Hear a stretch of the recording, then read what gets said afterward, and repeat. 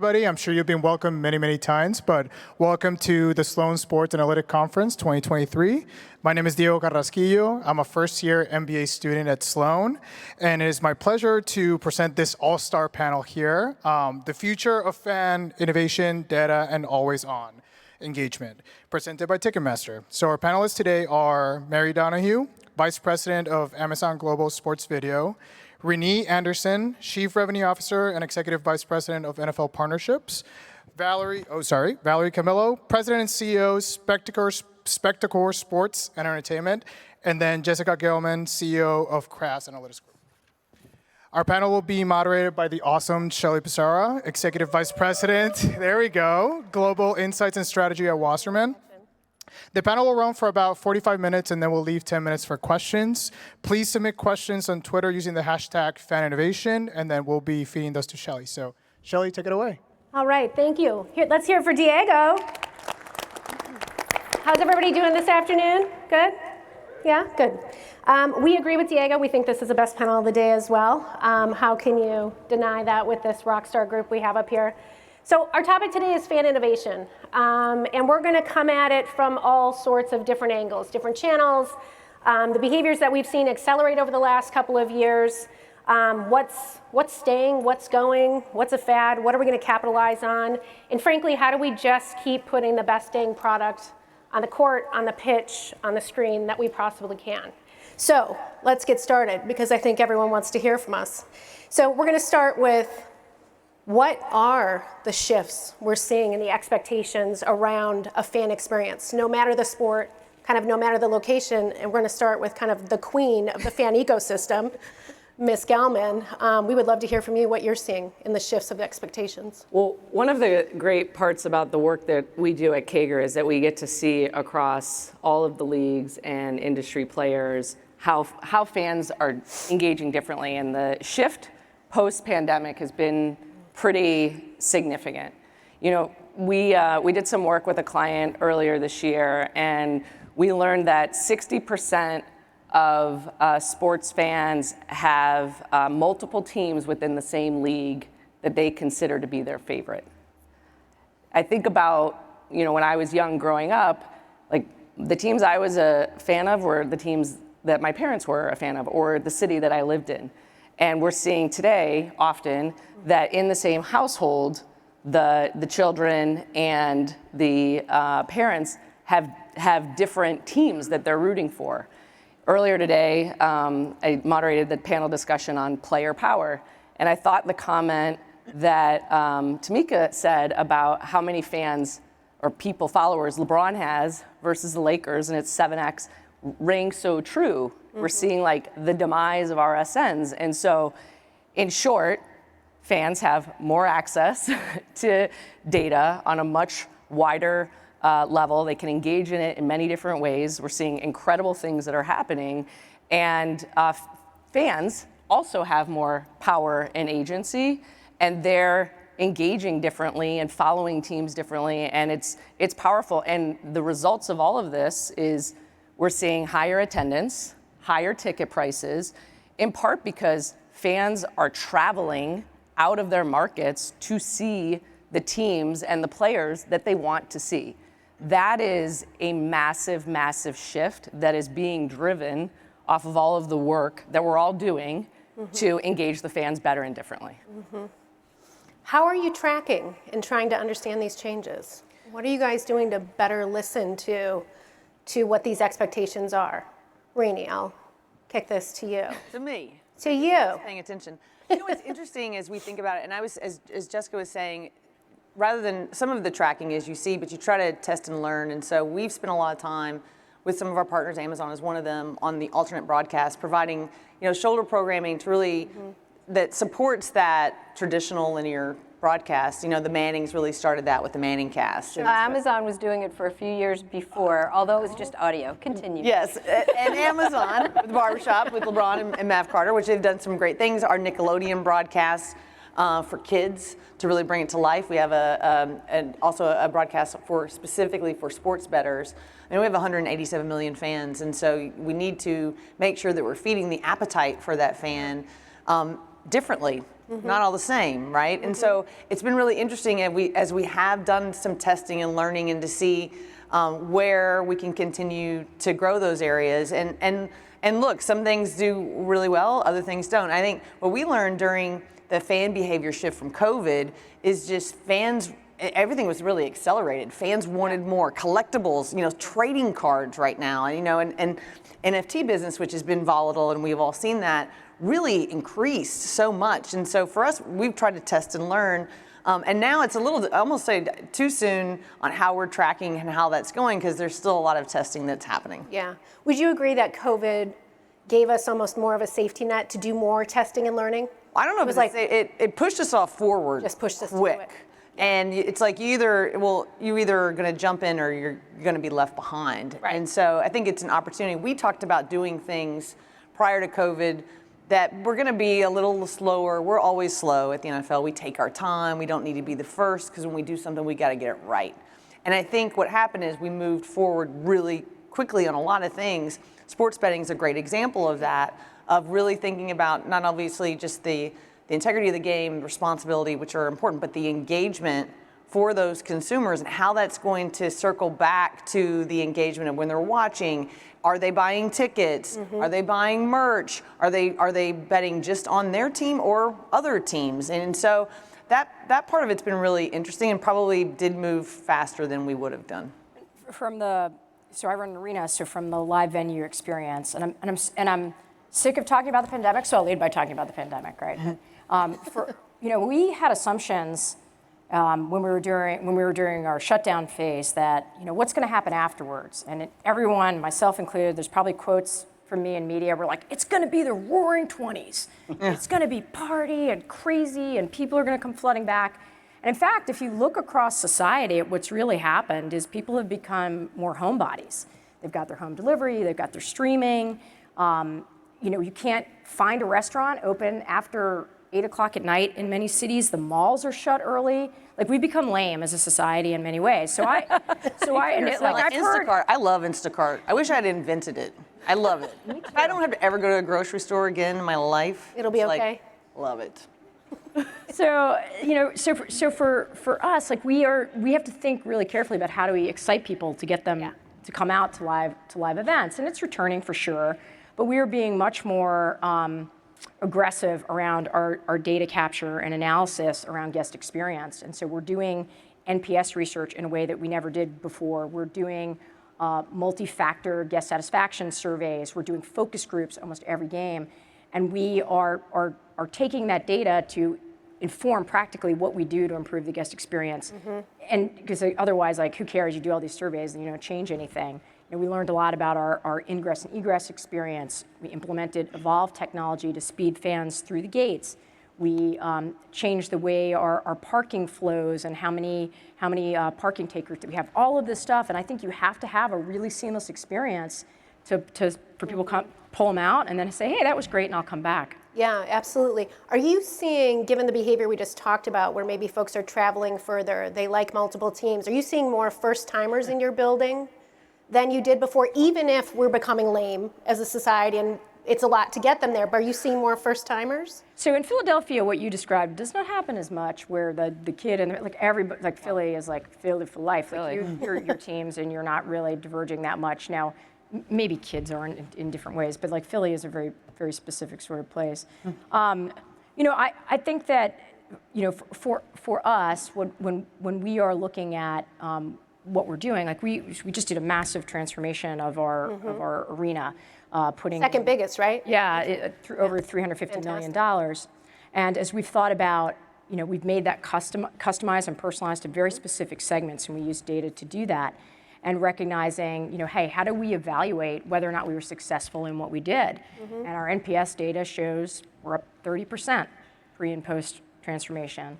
Our guest satisfaction scores blended are up 22%. And so that's a way to validate what you've done to enhance the fan experience. Yeah, that's fantastic. That's amazing. And congratulations on that, by the way, because what an amazing thing to have done all that work and drive that experience. I just want to point out, though, like what Val is saying that she's doing, the work that she's doing, she's combining both the qualitative data of what the consumers are saying and the quantitative data that is more enriched now with the Evolve and the other different mechanisms that you're using to then make decisions to move things forward. And it has to be both what the consumers are saying and what their actions are doing to make those decisions. In fact, our process was very driven in what you just said, like a marriage of data and story. So I started in 2019, and we were just getting ready to launch the major internal enhancements to the concession, the fan-facing areas of the arena.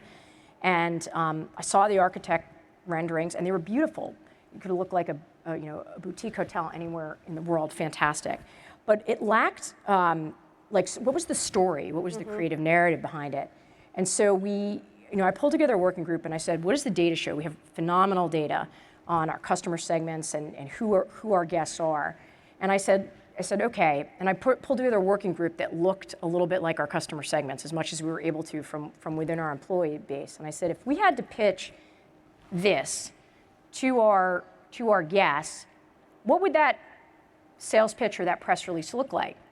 And it was hard because there was no story. It was beautiful, and so then I said, let's begin with the end in mind. Like, write the press release, write the marketing materials to describe the spaces that we're building. And in doing that process, the spaces got incredibly creative. And it didn't necessarily change the bones of the architecture at all. It changed the story. And so we began at the end, worked our way back, and I think we created something really special. That is art and science really coming together. That's fantastic. I do have to jump in for a sec. So at Amazon, we do these things called PR FAQs with all our major decisions, anything that's going to be customer facing. And it's a press release for what your product will bring to fans. So it's a way to really start with the fan or the customer instead of, and it's an exercise when you get there, it's kind of a little strange. Why am I writing a press release about a product that I'm going to launch in 2 or 3 years? But it really does get you to focus. You really realize, oh, this is like a good business, not a great fan experience. Right. So it's a great way to focus on the customer. As you write that, is that giving you then almost your roadmap for the data you need to make the decisions? Yeah, I mean, we're in a slightly different situation than these guys because I love the way they're using data and what they've all been doing at their companies. We are streaming first property. We're part of a Prime membership. So we had to literally start from scratch. How do you stream live sports? So when I started a few years ago, no one thought you could actually do it. Yeah, you can do it for a couple 100,000. Good luck with a couple of million. So we've really focused on building the infrastructure, incredible investments, incredible work. We really got our sea legs in Europe, where we've served millions and millions of fans in the Premier League and then Champions League. And then when when the NFL was nice enough to trust us with Thursday Night Football, and Reni's been a great partner, obviously, we really had to, what were we going to focus on? And for us, it was assume success. Assume we're going to have 10 million or so fans come. It has to work. It has to be easy to find. It has to have low to no latency. And so you really have to get that credibility. And then we said, what do we know? What do we think we know about OTT users? Right. Kind of assumed they'd probably be younger. We'd learned from our TriCast that they stay longer. So we designed an experience, number one, the best broadcast we could possibly do. We have state-of-the-art trucks. We have more cameras than any other NFL games except the Super Bowl. So really invested, and we said, how can we reinvent without distracting fans? So we really focused on the talent and what we were going to put in the main broadcast. So we've got, when you hear Al and Kirk and Kaylee on the main broadcast, you just exhale. That's what we needed people to do. And then in the pre, post, and halftime, we started from scratch. We picked draft picks. We got 3 guys right out of the NFL, had never worked on camera before, and Carissa Thompson, Taylor Rooks, an incredible group of young, diverse talent. And they knocked it out of the park, by the way. And also, we're really excited to see the audience, them grow, and the audience grow along with them. And so we've been really happy how it's gone. But for us, it's like, what do fans want to see? How do we create this huge big tent? We can talk later about different, I tease Rini, because we did do audio. ESPN was the first to do the video all broadcast. Sorry. No, that's Potato, potato. I know, exactly. But we did do all broadcasts and things like that, which we can get into. But first and foremost, we're offering live sports. Don't mess it up. Of course, of course. Were there any big surprises? So as you went through year one, were there any big surprises? How great our talent was, because when you Okay. get 3 guys right off the field, I mean, we knew they were amazing, and we knew Carissa should get producer credit on the show, and Taylor had never done NFL. She just did, but she was so incredible on NBA. So I'd like to think we knew it would all play out as excellently as it did. That was a happy coincidence. I wouldn't want to say a surprise, because we were really careful who we picked. The other thing it's probably not surprising, but the data all shows it. Besides, like I said, the audience is younger. Our NFL fans are 7 years younger than the average NFL fan. They watch longer. Also, those who engage, so we have a thing called X-ray where you can engage with replays and stats and things like that. If people who engage in the broadcast watch longer. So anyone who plays with the stats and replays, they generally watch 30% longer. So none of this is, I wouldn't say it's surprising, but as an OTT broadcaster, we've been able to customize and personalize and offer these options. Even when we did Dude Perfect, and then I'll be quiet. When we did Dude Perfect, which was Dude Perfect. I don't know if you guys know the dudes. They have a huge YouTube channel and huge social media following. And so we're like, how can we, one of the reasons we partnered with the NFL, we both really want to innovate and focus on younger fans. How could we make that interactive? And it was just a linear feed on Prime Video, but they had interactive challenges and things like that where you could watch families watch the game together and engage with the game. So it doesn't have to be high tech, but if they're engaging, they watch longer. One thing, for those of you on Twitter, I always tell people, if you want to totally cleanse your Twitter feed, search the dudes and Thursday Night Football, because it's like hundreds of photos of kids and their families watching football. It's really sweet.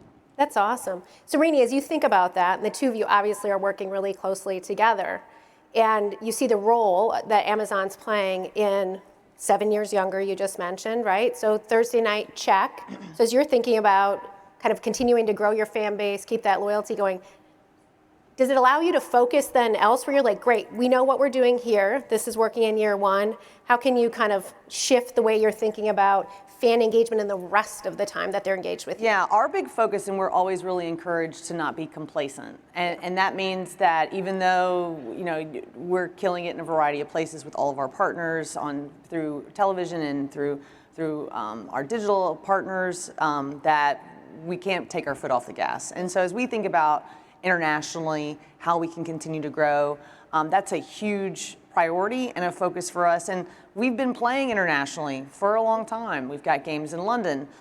We have played in Mexico. We just this year played a game in Germany. And I think through what we have learned from those experiences, we know that that's not going to be enough, just playing games. Like sometimes I'll go, if a European soccer team comes to New York, we'll take our family, we'll all pick a team, we buy merch. It's like the circus is coming to town, right? And it's a great experience, but I don't follow that team any longer. And what we want to make sure is that we're building from the ground up. And so we've worked with our clubs. It's called International Home Marketing area where teams are going into markets, really building that fandom from the ground up. Doesn't mean there's going to be a game played there. Right. Never say never, you never know.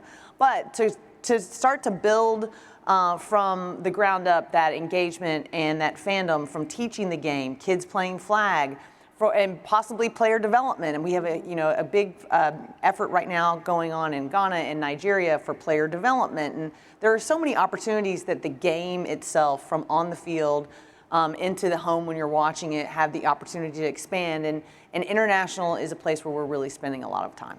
Yeah, that's fantastic. You were saying a bit yesterday in the prep, like how vast is the levels of development of the game itself? I mean, you're mentioning Ghana, and then we're talking about Germany, Mexico. Well, it's so funny. Everyone talks about what are you doing in Africa? And we're like, guys, that's a continent, not a country.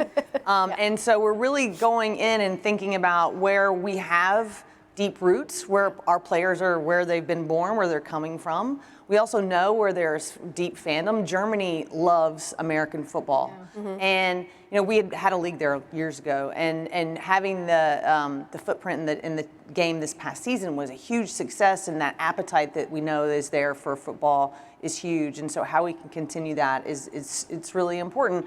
But I think the work that the teams are going to be doing in these key markets, is going to be really important and very valuable for the future of global American football, or global football is what we would say, to really have an impact. And I think we're really excited about that. But it's going to take a lot of work. I mean, and I think that's from, teaching the game, playing the game. I mean, a lot of times trends will go around the globe, a lot of times, even begrudgingly. People might say they hate Americans, but if they hate us, but then you see our music is there, our food is there, our celebrities are there, the music is there, and our sports are there. And so I think there's some real opportunity to grow there that we maybe our expectations will be completely exceeded as our teams start to really dig in. But that's local market, in market, like grassroots takes a lot of time, and it takes a real productive patience. And so we're not going to see that overnight, but in 10 years, the way that we look globally, I think we'll look, it should have an impact. Yeah, that's fantastic. I hope. Yeah, exactly. What's up, guys? Exactly, we hope. So sticking a little bit with the international theme, I'm going to go back to you, Marie, in terms of you guys are building quite a global roster now at this point.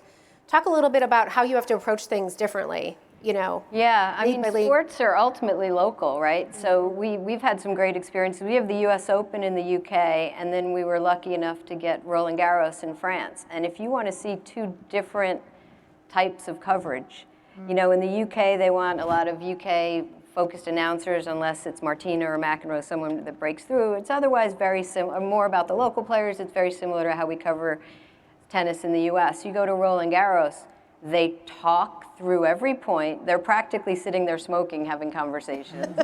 So what we found, that's a joke, so. You're not lame in France. Exactly. So what we found is we hire and we work with local production groups to make sure we get that right. So that's why I'm so fascinated what you guys are doing with the home market, because you really do have to. We try to bring. We want to be younger, more diverse, bring more interactivity, but we never want to distract the fan. It's always about optionality and something that's intuitive and additive if they want it. Right.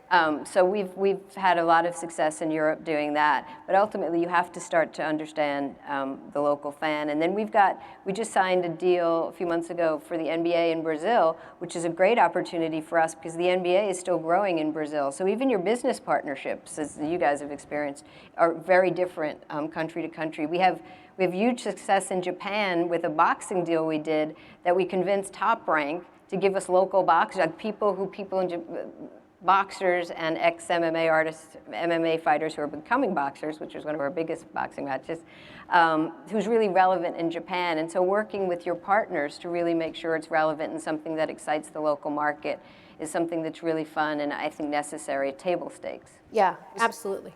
Yeah, so I think what I'm hearing across all of this is that it's very focused on personalizing the experience for the fan. Yeah. Right? And in order to be able to do that, we have to have a great understanding of who the customer is. We have to know how they want to be engaged from a channel perspective. And we need to know what specific product, whatever that is, what type of ticket they want to come, do they want to have a game, what type of broadcast they want to watch. And like the heart of all of this is, can we harness the data that's out there in order to give our fans the best experience possible? And I think, And that's the journey that we've been on. So, one of the things when I started was we had data, we had analytics, but it was an on-site server. It was very difficult to pull anything useful out of it, and our analysts were spending their time cleaning to even try to get a data set rather than really analyzing. And if you're analysts in the room, you know the difference, and how many hours you're spending on the former versus the latter really matters to the outcomes. And let me brag on Jess for a minute here, because through Kager and the work that we've done with them, we now have a really clean, clear, single view of the customer, about 2.5 million unique customer data sets, and we have the ability to use it in a variety of creative ways and drive sales that we didn't have before. And I'll give you two just specific examples of that. One's kind of funny and one's kind of sad. I'll start with the sad one. So we are Philadelphia Flyers, not a secret. Our team performance has been down historically, to say the least. And so we have a lot of disengaged fans. And we have people who haven't opened our emails or engaged with us in years. And we're trying to find ways to have them turn their head back to us and pay attention to us as we continue to struggle on the ice. And so through some of the data that we have, we've been able to say, okay, we have a clean look now at people who've really disengaged, and we're going to approach them with a different campaign. Instead of just sending a buy a ticket or this event or that event, we sent them surveys that said, why are you disengaged? We didn't use those words, but that's the theme of it. And they answered us, right? Because now they're getting something tailored, and a lot of them want to tell us. Like if you really want to know, They're really going to tell you. you're right. But 2,500 fans in this test campaign we did came back and bought again, because we listened to them and we heard them, and we would not have been able to do that before. And then the last one I'll say is, so we just hired a very senior executive into the Comcast family, and they were coming to games quietly and sort of watching and looking.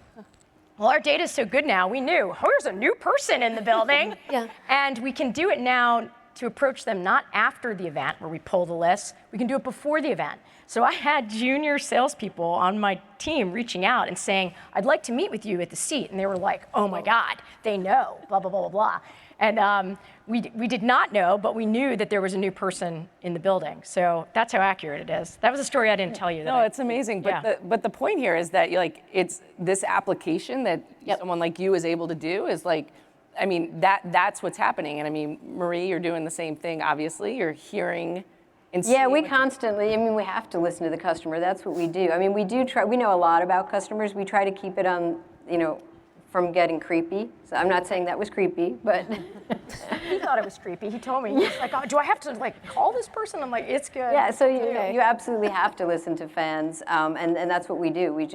We're constantly listening. But I will tell you, and I think folks, especially students in the room, know this, there's so much data now that it can be overwhelming. And so the way you can actually clean it, and what you were saying, have people analyze it. We have tons of data. We have data dumps every hour. What I want to know is what does that help me going forward? And so that's really the skill set that I think we're really focused on empowering and hiring in our One thing for us that was fun, when we first started playing games in London, we were really focused on how will fans there in the UK, how will they react to football? Because there are certain standards when you go to a European football game, it's just different, right? They don't drink there. When the match is over, you leave immediately. And so has been interesting as we are in London doing games and how we try to educate and we try to evolve. When we went to Germany, it was really interesting because what was fun at the end of it, I don't know if you guys read this, but the fans wouldn't leave.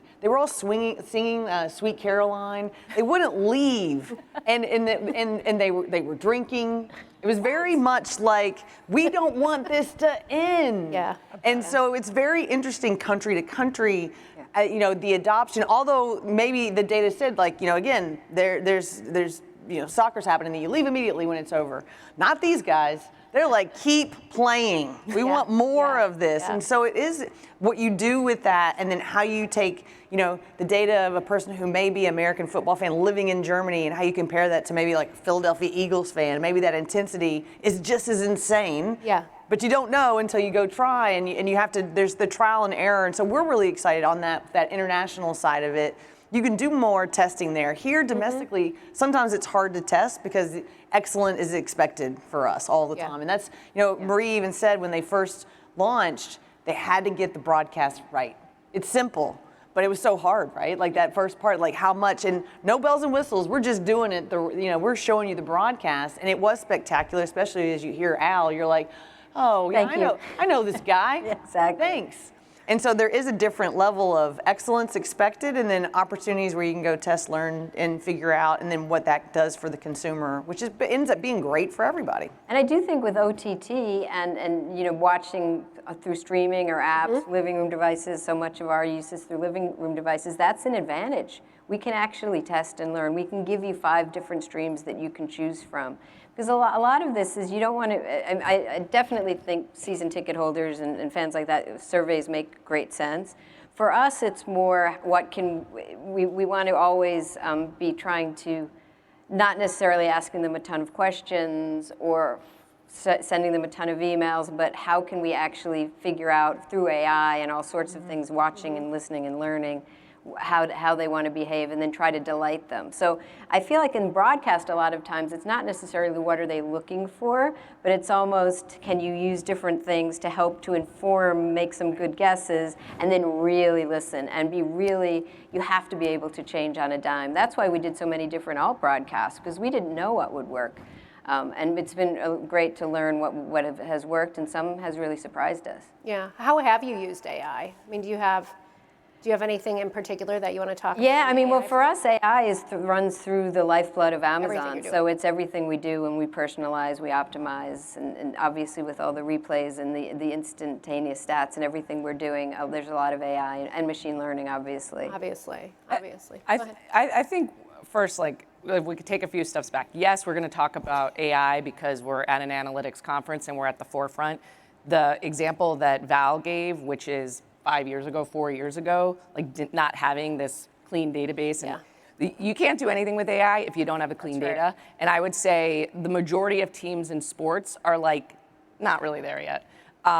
It is a process, but I think teams and leagues they're not Amazon, but they're really starting to invest and figure it out. But it's still super early days. But when I think about what AI could be, I mean, it's really, really exciting because the challenges that most teams and leagues have is the amount of resources, both for staff and for the technologies that are needed. And they want to do this personalization that we're talking about, but to do that at scale in the way that we want and need, we're not there yet. But AI can help solve that. You know, helping to write personalized emails at scale, helping to do. I mean, there's lots of apps out there, Copy AI, Maverick, that would enable video snippets at scale, and they will be great when we can do that in several years, maybe 5, maybe. But right now, we just need to get the data into a good place to be able to apply it in the right Use way. it. And for us, there's sort of that two paths. There's the consumer path that Jess is talking about, where we spend about what that is going to look like, the data that we can get, and how we can serve fans better. And then there's the football path. And we think about, we work with Amazon on next generation stats and how we track players, but also that takes another step to the health and safety and thinking about the digital athlete. How does that help inform the production of equipment?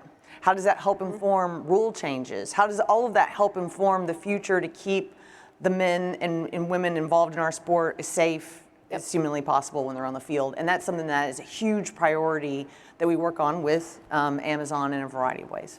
Yeah, that's fantastic. Val, you want to say something?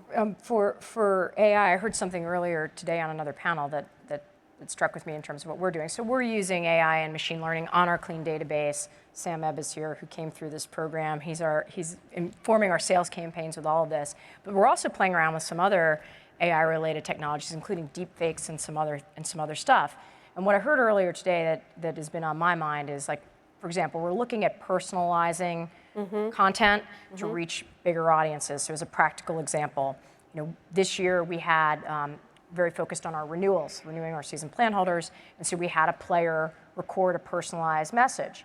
Well, he did 250 for us, 250 times, like, wow. Marie, come back, Rini, come back. Like, that's a lot.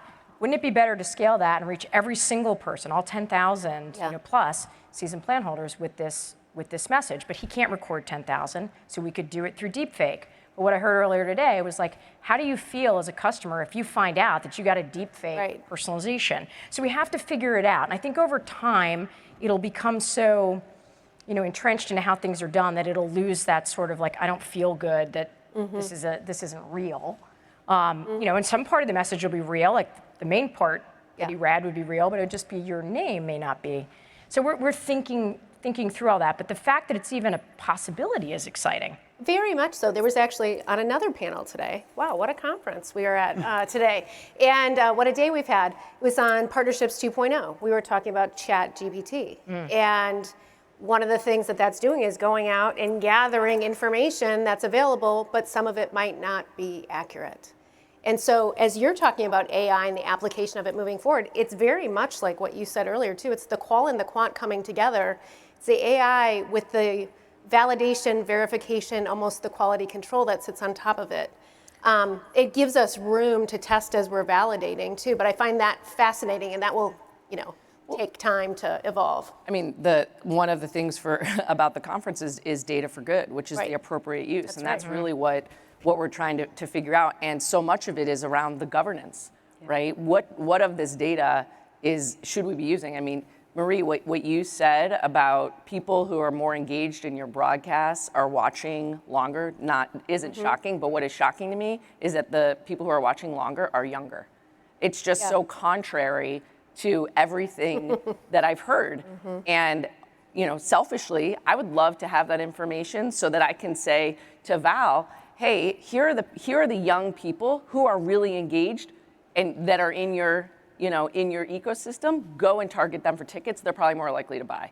And that's the connectivity that I think we all, well, maybe you don't want people to have, but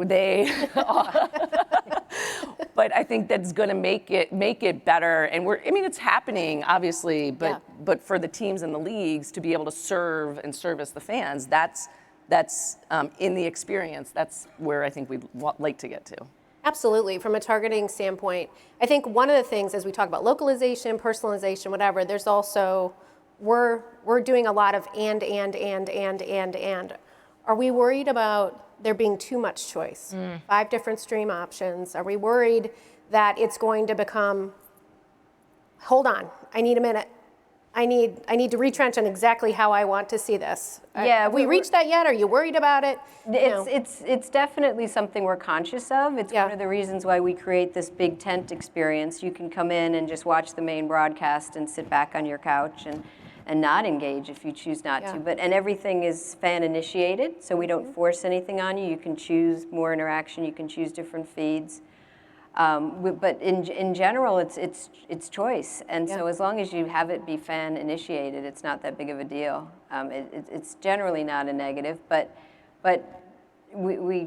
you don't want to overwhelm the fan. There's a lot of science to how you actually offer choice. Like you can offer way too many choices, so we're very careful about having it be intuitive. They understand what it is. One of the things, it relates to what you guys were talking about earlier, as well as the choice. Ultimately what I love about my job is content. We're storytellers. So all of these things can add so much to the broadcast. We have a Prime Vision, which is one of our alt broadcasts, which is a lot of data and analytics. It also, for the nerds out there, it has the Alt 22 camera, which people love because you can actually see the whole field, which is what the broadcasters actually watch in the booth. So we've found that if you offer that as an option, it's if you want to sit back on the couch, you don't care whether that pass was difficult or not, that's fine. But if you actually want to learn a little more about the decision making and that had a degree of difficulty of whatever percentage, that we actually think you can enhance the if it's done right. And you'll start to see us bring more and more of that into the main broadcast, but we're very conscious of not having people do homework, not having people distracted. That's our fear. That was always my biggest fear, is that we actually distract people with something. We have a Black Friday game, first ever for the NFL, the day after Thanksgiving. It's the biggest shopping day of the year. It's Amazon's biggest traffic day of the year. So we are going to have a lot of fun with that. We'll do things before, after, and during the game. You'll probably see some shopping opportunities. You may see some other things. And that's my entire team. We're just pounding the pavement at work. We cannot distract. Our biggest fear is a headline that someone missed a play because we were selling something. So it's a lot of fun and it's great opportunities, but you're absolutely right. You always have to, you go back to the PR FAQ you guys are working on. How is it good for the fan? We know how it's good for the business. Let's first make sure it's good for the fans. Sorry, go ahead. I just want to ask one question, because I'm as you're thinking about oversaturating, so how are you able to see how many people are watching on 2 devices? Because like the women's, I'm a huge women's basketball fan. I watched, and again, I know it was ESPN, but I was watching the game on my big screen, and I was watching the Sue Bird and Taurasi broadcast on my phone, right? Like, are you seeing that at scale? So all of our users, because we're an OTT service, all our users are in a logged in state. So if they were if they were doing it on Fire and if they were doing it on Prime Video in both places, yes. Yeah. I mean, if they were doing it on another site, no. You wouldn't see But that. yeah, that's OTT. Generally, people are in a logged in state, so you can. they could watch on both, right? Yeah, absolutely, and we would know it's the same account. And if they had profiles, we would know if it was the same person. And depending I how mean- they're using each medium, Yeah. you may want more information on one and less on the other. It's. I think people want more, I guess is what I'm saying. But it's one of the. Well, and I think we're trying to figure out how much. Right, but it's right, and we don't quality know over that yet. We haven't quantity, hit that right? yet. Like it's Yeah. more of crap. Nobody wants that. Right. And I think that's the thing where it's like really making sure that it's What is it's it? quality, and then also if you're adding more, are you also taking away? And that's a little Yeah. bit for us. We like to look back and see, are we doing things because we've just always done them, or are we doing them because it's actually adding to the fan experience in a positive way? Because if it can be replaced by something that's better but may not have exactly the same attributes, that's okay as long as we're still feeding that appetite. Yeah. That's why we're incredibly careful with the main feed. So when people ask how we've innovated on the main feed, besides all the cameras and things like that, and hopefully, I would say the best broadcast. But that's our bar. So we're never satisfied, and we think we're pretty close, if not there. How can you pick your favorite child? They're all great. Exactly. But as long as you're not, that's why everything has to be fan initiated. Like if someone's, when you offer something in an ancillary app or a secondary app, that doesn't bother me so much because you can either go access that or not. Right. I'm very conscious of when you're watching the game, you're here for the game. So a lot of what we do is we've innovated around the talent, around the storytelling. You'll see us do more and more in the broadcast, but the first year, as Rainey knows, because she lived through this with us, we just had to knock it out of the park and the actual broadcast and not ruffle too many feathers of One thing when we first started to work on next generation stats, we did that with AWS, and most of our broadcast partners initially were really hesitant because they're like, how do you tell this story? We were talking about this earlier, like integrating stats into content is you have to be, how you choreograph that has to be authentic, has to make sense. And by the way, you have to know and sort of understand it. And the folks at AWS, man, they loved it. They love stats. And so it was really great to partner with them on that. And then what do you do with them? And we do great things with you guys on how to tell the story with stats for the consumer that cares about it. Data. And that's the thing that's so important. Data without story is useless. Yeah. Yeah. Doesn't matter because you can't explain it. You can't do anything On with camera or behind the scenes. anywhere. Even to make a business case and convince someone to make an investment or anything like that. But we, when we think about too much, we think about it a little bit different because we're the live experience. The live experience, right? And so sometimes you ever walk into a meeting where you're like, oh, if that happens, it'll completely destroy the industry and eliminate my job. I was in a meeting like that the other week. So. Okay, tell us. An exaggeration, as I want to do, but that was like a thought that went through my mind. And so I was looking at, they were talking about a new technology. It basically would be like a VR technology you put on in the arena, and it would make your seat view as good as the court side. I said the best view, almost right on the ice. I said, wow, that's amazing. And if I was selling a ticket to it and it was gated to the arena, great, because now my upper bowl is as good as my best seat, blah, blah, blah. But then I was like, but that's not where it's going to stop. So my head went to, it's going to go to the home experience, right. and then you don't need to come anymore. Right. There's a lot of people in the industry that have talked about the future of the arena and what size should that arena be. And is it 15 to 20,000 seats, or is it really 3 to 5? And you could see a universe where if that's the universe, maybe you don't need to spend $1.5 to $2 billion to build an arena because you can deliver that experience without physically needing to show up. Yeah. And so that's, as a venue operator, and I would also say that it does make me worry about the future of sport as community, because I think we all know that from our youngest experience, we were talking a little bit about this yesterday, our way to unify and connect with the community often came through the platform of sports. And there's something to the live experience that's part of that makes you more passionate, and will we lose that? And I was talking about this with someone a couple weeks ago after we saw the description of the tech, and they're like, oh, that'll never happen. Like live will never go away. And then I talked to my niece and nephew, and I'm not so sure. Yeah. Like they They're don't like like in to. the metaverse. They don't even have to go Yeah. anywhere. They're like there. Did you see that movie, Don't Worry, Darling? It's freaky. Yes. And the whole thing, you're like, wait, that's in like the virtual space? Are you spoiling the end? No. No. Watch it on the plane. Okay. Yeah. Let me just like, it's very dire what you're talking about. So I think what we're seeing Yeah, I have a It's just a positive. matter if it was yeah, gonna I be have a too positive much. aspect. is too. a true bifurcation of who is going to games. And venues are renovating or building new stadiums. I mean, it's from 24 to 27, it's going to be the most money spent ever on new venues. So the innovation is happening because fans either want luxury from a product perspective, or they want to get in the door and see the experience. But they want the experience to be simple. They don't want to sit in traffic. They don't want to wait in line, and they want to be able to multi-screen watch. So I get it.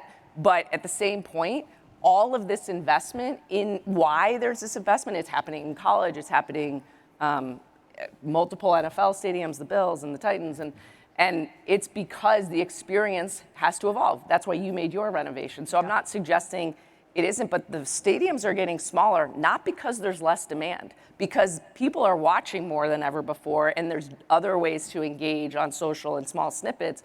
It's because they want a different experience.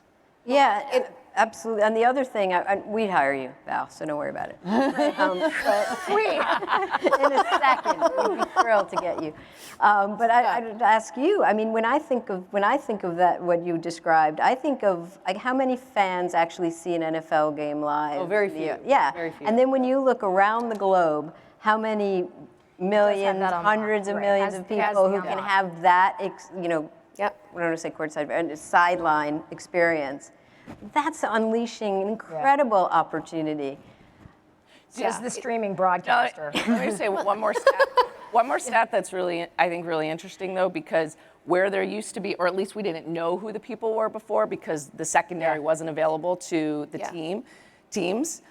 Today, new fans that are coming to sporting events, 90% of them, the people who are the first time, are coming from the secondary, going to the games. And so it's really upon the teams to say, okay, let me go grab those new fans and convert them into passionate. What we are seeing is there's less avid fans because they have multiple teams that they're favorites of. So there is this, here's what's happening, how are we adjusting it? And I am like a long-term thinker because I think there's way too much short-term thinking in sports, like working at a team. It's like win this year, get my renewals, get my sales, win my sponsorships. Okay, then next year. So I try very much to like pick my head up and just think, with some eye towards the future. And I will say the other thing that worries me, as long as we're talking about dire, because I'll keep going down that path, is sports becoming too 1%?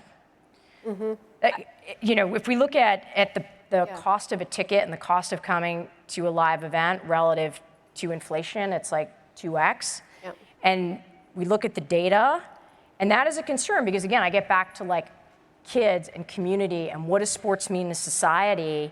And there's this argument out there like, let's just build a 5,000 seat arena and Uber price it. And that's I don't know, like, is that good for America? We're talking about America, like culture. Or even like, is it fandom. good? Yeah, I mean, you're going fandom culture, overall. absolutely. I'm more focused on just sports fandom, and I think that's a great question. I mean, there are studies that how do you create sports fans, and at least a few years ago, it was very dependent on going to a live event, or going to a live event with someone important in your life, or competing. And so the tickets are so expensive, it's really hard. And then a lot of sports and schools and things like that are pay to play. We're not doing a good enough job, don't get me on my soapbox, but about kids in sports, particularly girls in sports. And so That's also where it starts. Like for me, I grew up in Kentucky, and we had just awesome, and this is going to sound silly, but as a high school kid, like our pep rallies around our football team and our basketball team, and that loyalty and that fandom, and just the insanity around that, where the fandom started.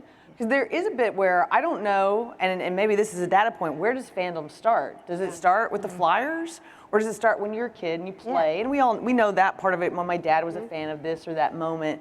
I didn't have any professional teams that were near us at the time when I was a kid. So I don't know what it's like to have that passion other than for that moment where I grew up as a kid.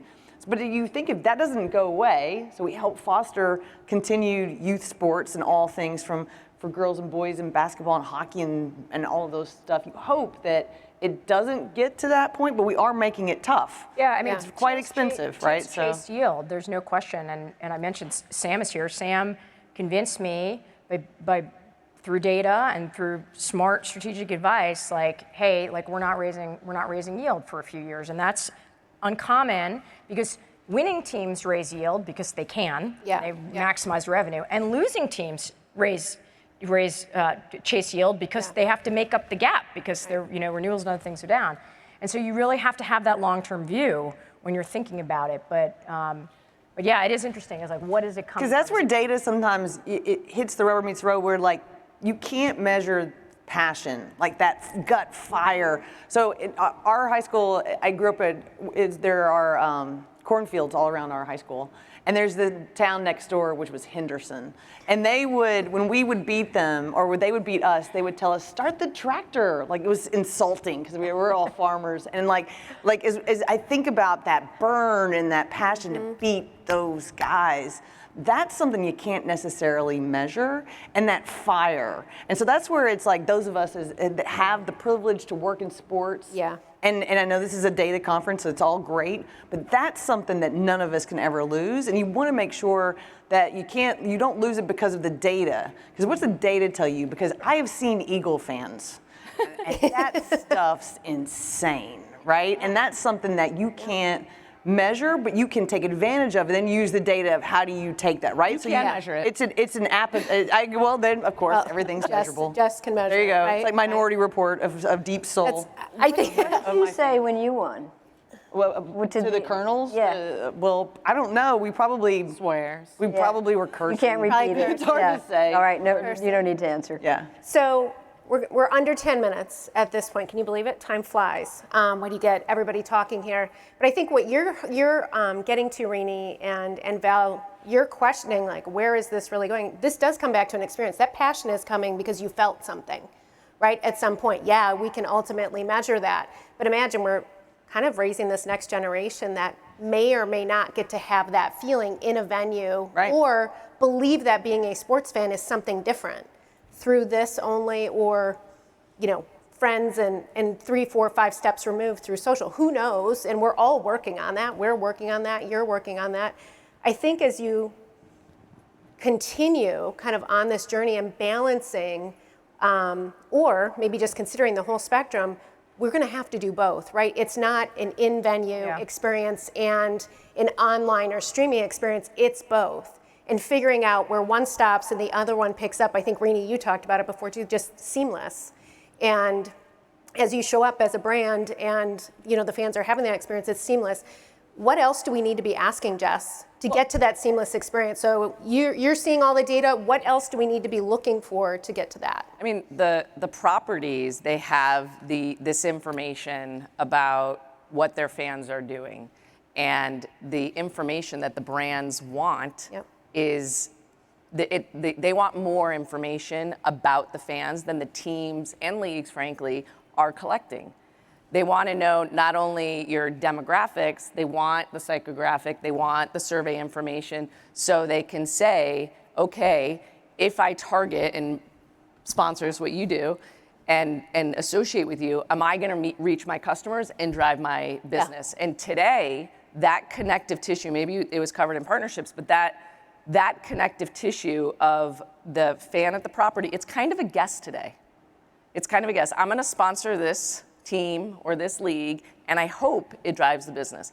Where we will come. It's so much of a guess. But I think to actually on a one-to-one basis to say here's the fan, and we can target them, and we can say how much or to what degree they then became and were spending with you.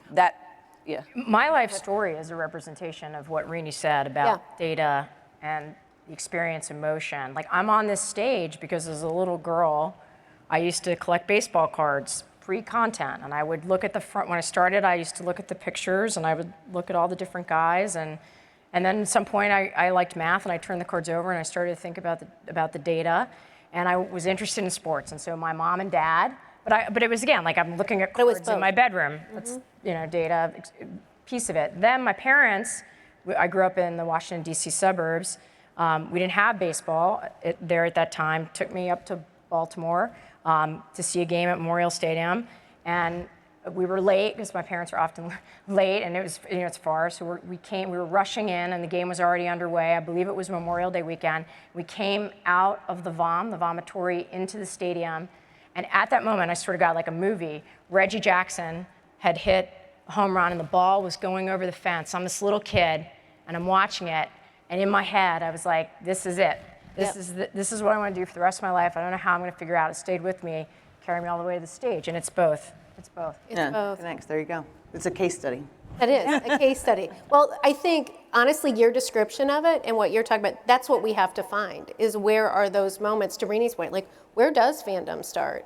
We're not sure. You're saying that you just described your exact point. Now we have to figure out if we can measure it, then how do we kind of track back if the genesis is different? Well, what does that translate And into? then to Jess's point, for brands, Yeah. like if a brand is selling soft drinks, they want to sell more soft drinks because of that fandom, or tires. 100%. Like all of a sudden now, if you are a tire retailer, you're like going to go spend money in order to sell more tires because you believe that fandom, how avid it is, if it's avid, will sell those tires. Because you helped give them that experience. Right, it's sort of, and it's an interesting, that's frankly how all of our businesses are, Well, and you want funded. people to feel a particular way about your brand because you're associated with Amazon, with the NFL, with the Flyers. I mean, ultimately, all of us became fans in some form or fashion because of the story and the connection that we saw. And, for me, I was growing up outside of Chicago, and, heyday of Michael Jordan. Yeah. And it was and I was like, how is this guy able to perform so well under pressure? Mm-hmm. And it became just a fascination for me that, so I think, like, what is the connectivity that's going to, and I think for every person, it's going to be different. But what I think is so inspiring or amazing is that there's so many different ways that all parts of our society can now touch sports. And so, yes, you're right, not that many people get to go to sporting events. I went to 2 in my childhood. Now I work in sports, I've gone to a lot more. But I think the concept of more accessibility is something I'm personally incredibly excited about for fans. Yeah, and I don't see it as competing, the live events versus the VR, AR, or streaming. I think it's incumbent on all of us to make them the best events. I think in streaming, we're trying to create community. You can create great community online. It's a way to connect with people. We want people to feel the passion when they're watching in a streaming event. And so what can we do?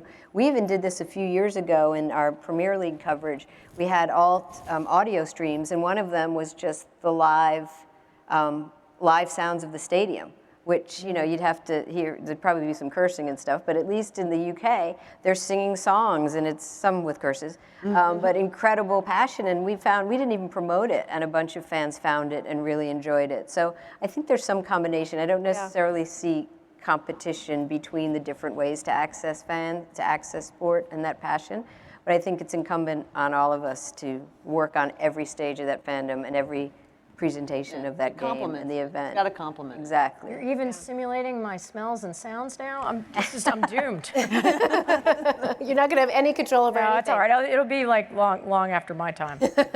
So we are about to wrap. There were lots of questions from the audience. I've been reading them as we go, other than a couple pretty specific ones. I think everybody covered most of these territories. But with the last minute, what's next? What's next? What do you think the next big thing's going to be, or the next big unlock in data? Anything you feel that's kind of up the sleeve that we're not talking about? I don't know if it's an unlock in data, but I just think you're going to be blown away by how many people move to streaming. I mean, when people in this audience know it's so hard to get 1 million people to do the same thing at the same time. The fact we were able to get over 10 million a week was amazing and will only continue. And that's with folks, that was our first year. And so especially with living room devices, so much of our use is in the living room. You're going to get the silver streamers, you're going to get all these other, I just think people are going to be overwhelmed by the online usage as the events go there. I just think it's a huge unlock, and we've seen it this past year. Yeah, I would only add that, just again, the international unlock, I think, is for us is a huge opportunity. I'm excited about that.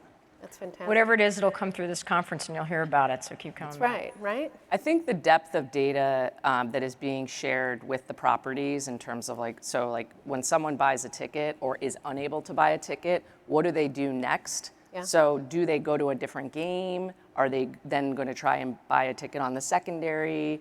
Are they then gambling? I think there's so much more connectivity and insights that we're just starting to scratch the surface on. And that's what I'm really most excited about. That's awesome. Well, thank you, Thank you, ladies. guys. Jess, Val, Rini, Marie.